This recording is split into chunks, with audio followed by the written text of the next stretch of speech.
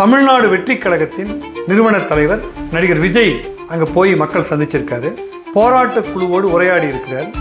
அவர் ஒரு கருத்தை முன்மொழிந்திருக்கிறார்.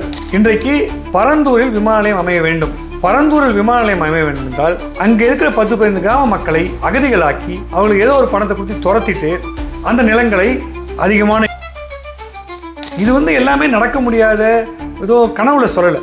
பல்வேறு நாடுகளில் நடக்கிற விஷயம் தான் சொல்கிறேன். நிலத்தை குறைஞ்ச விலை கொஞ்சம் வாங்கிக்கிட்டு அப்புறம் அந்த விமான நிலையத்துக்கு ஒரு பணத்தை வாங்கிக்கிட்டு விமான நிலையம் அமையும், நட்சத்திர விடுதிகள் அமையும், அந்த மக்கள் எல்லாம் அகதிகள் ஆகிடுவாங்க. இந்த சாலை அமைப்பிற்காக எத்தனை லட்சம் மக்களுடைய நிலங்கள் எடுக்கப்பட்டன.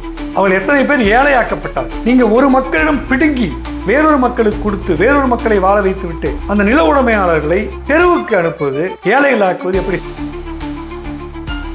எந்த காலகட்டத்திலும் அடிமாட்டு விலைக்கு நிலத்தை வாங்கி அங்கே இருக்க மக்களை துரத்தாதீங்க. அந்த விமான நிலையத்துக்காக தேவைப்படுகிற அந்த 4000 ஏக்கர் வச்சுக்கிட்டிங்கன்னா 4000 ஏக்கருக்கு தேவைப்படுகிற தொகை ஒரு 15,000 கோடி. அந்த நிலத்தின் விலை என்பது இன்னைக்கு இருக்கிற மார்க்கெட் விலைன்னு பார்த்தா குறைஞ்ச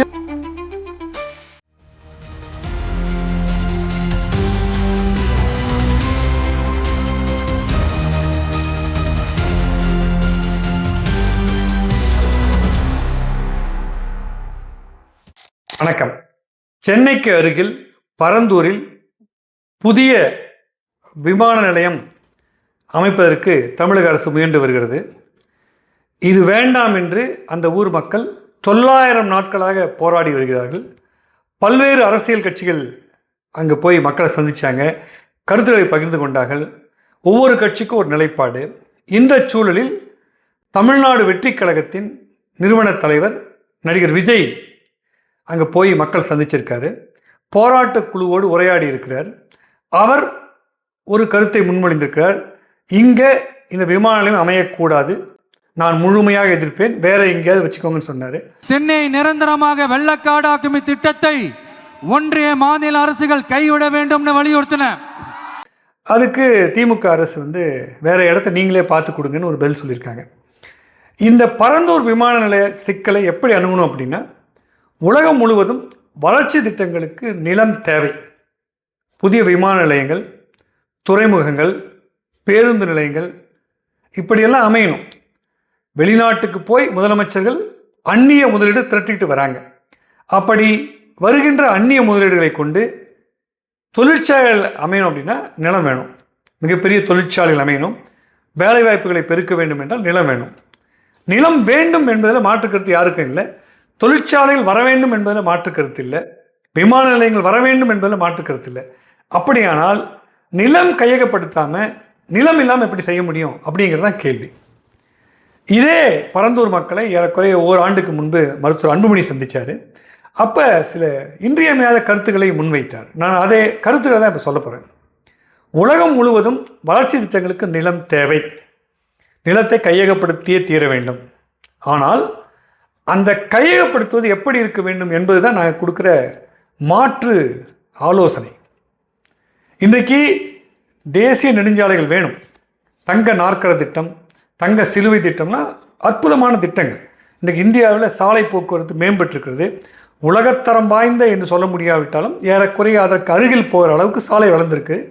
இந்த சாலை வளர்ச்சியினால் பொருளாதார வளர்ச்சி மேம்பட்டிருக்கிறது. ஆனால் இந்த சாலை அமைப்பிற்காக எத்தனை லட்சம் மக்களுடைய நிலங்கள் எடுக்கப்பட்டன. அவர்கள் எத்தனை பேர் ஏழையாக்கப்பட்டார்கள். நீங்கள் நாட்டின் வளர்ச்சி என்பது நாட்டு மக்களின் வளர்ச்சி தான்.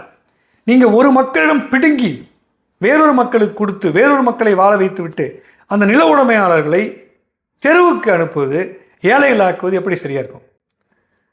நாங்கள் பரந்தூர் விமான நிலையத்துக்கு மட்டுமல்ல, தொழிற்சாலைகள் அமைப்பதற்கு, தொழிற்பேட்டைகள் அமைப்பதற்கு, நிலத்தை கையகப்படுத்துவதற்கான ஒரு மாற்று வழியை முன்வைக்கிறோம்.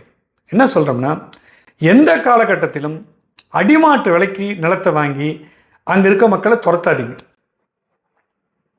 உலகம் பூராவும் பல்வேறு மாதிரிகள் இருக்கின்றன. இன்றைக்கு பரந்தூரில் விமான நிலையம் அமைய வேண்டும் என்றால், நீங்கள் பரந்தூர் வேண்டாம் வேறு ஒரு ஊர் வேணும் நாங்கள் சொல்கிறோம், அது அப்புறம் கடைசியாக பேசுவோம். பரந்தூரில் விமான நிலையம் அமைய வேண்டும் என்றால் அங்கே இருக்கிற 10-15 கிராம மக்களை அகதிகளாக்கி அவங்களுக்கு ஏதோ ஒரு பணத்தை கொடுத்து துரத்திட்டு அந்த நிலங்களை அதிகமான இன்ஃப்ளூயன்ஸ் இருக்கிறவங்க, அரசியல் கட்சிக்காரங்க நிலத்தை குறைஞ்ச விலை கொஞ்சம் வாங்கிக்கிட்டு அப்புறம் அந்த விமான நிலையத்துக்கு ஒரு பணத்தை வாங்கிட்டு விமான நிலையம் அமையும், நட்சத்திர விடுதிகள் அமையும், அந்த மக்கள் எல்லாம் அகதிகள் ஆகிடுவாங்க. அப்படி மக்களை வேரோடு பிடுங்கி எரிந்து நடைபெறுகிற எந்த வளர்ச்சி திட்டமும், தொழிற்சாலையாக இருந்தாலும் விமான நிலையமாக இருந்தாலும் சாலையாக இருந்தாலும் வேண்டாம். மாறாக பரந்தூரில் 5000 ஏக்கர் வேணும்னா அந்த 5000 ஏக்கர் நில சொந்தக்காரர்களை கூப்பிடுங்க. ஒரு நில வங்கி, லேண்ட் பேங்க் உருவாக்குங்க. அந்த 5000 பேர் நிலம், 5000 ஏக்கருக்கு சொந்தமான அத்தனை நில உடைமையாளர்களும் அந்த நில வங்கியில் உரிமையாளர்கள். அந்த விமான நிலையத்துக்கு ஆகக்கூடிய கட்டுமானத்துக்கு, அங்கே இருக்கிற 5 நட்சத்திர விகுதிகளுக்கு ஆகிற மொத்த செலவு எவ்வளோ அப்படின்னு பார்க்கணும். 2 விதமான மாதிரி சொல்லலாம். ஒன்று, அந்த விமான நிலையத்துக்கு தேவைப்படுகிற அந்த 4000 ஏக்கர் வச்சுக்கிட்டிங்கன்னா 4000 ஏக்கருக்கு தேவைப்படுகிற தொகை ஒரு 15000 கோடி. அந்த நிலத்தின் விலை என்பது இன்றைக்கி இருக்கிற மார்க்கெட் விலைன்னு பார்த்தா குறைஞ்சது 1 கோடி ரூபாய், அப்படி இல்லை 50 லட்ச ரூபாய். அவங்க 10 லட்சம் கொடுப்பாங்க, வேறு விஷயம். 50 லட்சம்னா ஏறக்குறைய 2500 கோடி ரூபாய் முதலீட்டை அந்த ஊர் மக்கள் செய்கிறாங்க. 12500 கோடியை தான் அந்த நிறுவனம் செய்கிறது, தனியார் நிறுவனம் செய்யுது. அப்போ அந்த 2500 கோடியில் 1/6 பங்கு பங்குதாரர்களாக அந்த நில உடைமையாளர்களை சேர்த்துக் கொள்ளுங்கள். அவங்க ஷேர் ஹோல்டர்ஸ். நாளைக்கு அந்த விமான நிலையம் அமையும் போது 1/6 ஷேர் ப்ராஃபிட் அவங்களுக்கு வரும். இது ஒரு மாடல். அவங்கள பங்குதாரர்களாக எடுத்துக்கொண்டு அந்த நில உடைமையாளர்களை கொண்டு நிலத்தை ஒரு நில வங்கி உருவாக்கி, அவர்கள் என்றைக்குமே நிலத்தை விட்டு பிக்க முடியாது. ஏன்னா அந்த நிலத்து சொந்தக்காரர்கள் சாக மாதிரி இருக்காங்க. அந்த உடைமை அவங்க குழந்தைகளுக்கு வருது. ஸோ ஆண்டாண்டு காலமாக பரம்பரையாக வாழ்ந்த நிலத்திலிருந்து பிடுங்கி எறியப்படுவதில்லை. இது ஒரு மாடல். இன்னொரு மாடல் என்ன அப்படின்னா, இந்த நில உடைமையாளர்கள் அந்த நிலத்தை அவுட்ரைட் சேல் பண்ணாமல் குறிப்பிட்ட ஆண்டு காலத்துக்கு வாடகைக்கு கொடுத்து வாடகை வசூலிக்கலாம். அது நில வங்கி வாழ மொத்தமும். இப்படி ஒரு மெத்தட் இருக்குது. 3வது மெத்தடும் ஒன்று இருக்குது. 2 மெத்தட்னு சொன்னால் 3வது ஒன்று இருக்குது. இப்போ 5000 ஏக்கர் அந்த இதுக்கு தேவைப்படுகிற நிலம் 4000 ஏக்கரில் 5000 ஏக்கர்னால் 6000 ஏக்கர் நிலத்தை கையகப்படுத்தணும். 6000 ஏக்கருக்கு மக்களை ஒரு தொகுப்பாக வச்சுக்கணும். அதில் இந்த வளர்ச்சி திட்டத்துக்காக விமான நிலையத்துக்கு ஒரு 5000 ஏக்கர்னா மீதி 1000 ஏக்கர் நிலத்தை வளர்த்து அது பெரிய ஒரு கமர்ஷியல் ஏரியாவை டெவலப் பண்ணி அந்த நிலத்தை முதலில் 1 ஏக்கர் வச்சவனுக்கு இப்போ பார்த்தா 1/6 பங்கு நிலம் கிடைக்கும். உதாரணமாக 1 ஏக்கருங்கிறது 43,520 ஸ்கொயர் ஃபீட்னா அவனுக்கு 1/6 பங்கு தான் கிடைக்கும். 6க்கு ஒரு 7000 ஸ்கொயர் ஃபீட் கிடைக்கும். ஆனால் இந்த 7000 சதுர அடியின் விலை அவன் முதல்ல வச்சுருந்த 1 ஏக்கரோட அதிகம். புரியலைங்களா? இதில் என்ன பண்ணுறோம்னா, அவனுக்கு அந்த மொத்த நிலத்தில் 1/6 பங்கு நிலத்தை இந்த மக்களுக்கு கொடுக்குறோம். விலை தரத்தை உயர்த்தி சாலைகளை அமைத்து அதுக்கு நல்ல மின்சார வசதி, வளர்ச்சி அடைக்கிற ஒரு இடம்.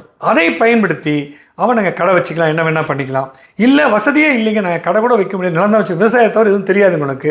அரசு எப்படி அந்த பெரிய விமான நிலையத்தை அமைக்கிறதுக்கு ஒரு சாஃப்ட் லோன் கொடுக்குதோ, சாஃப்ட் லோன் கொடுத்து இவங்களை டெவலப் பண்ணணும்.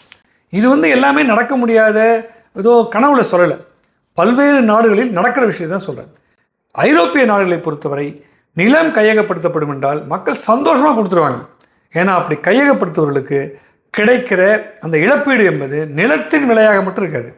மாறாக அந்த நிலத்தை இழப்பதால் அவனுடைய வாழ்வாதாரம் போய்விடுகிறது என்ற வகையில் அவன் மீண்டும் தன்னுடைய வாழ்வாதாரத்தை மீட்டெடுப்பதற்கான வேண்டிய அளவுக்கு பணமும் கொடுப்பாங்க. இல்லைன்னா நான் சொன்ன மாதிரி லேண்ட் பேங்க் கிரியேட் பண்ணுவாங்க. இந்த மாதிரி மாதிரிகளை பயன்படுத்தணும்.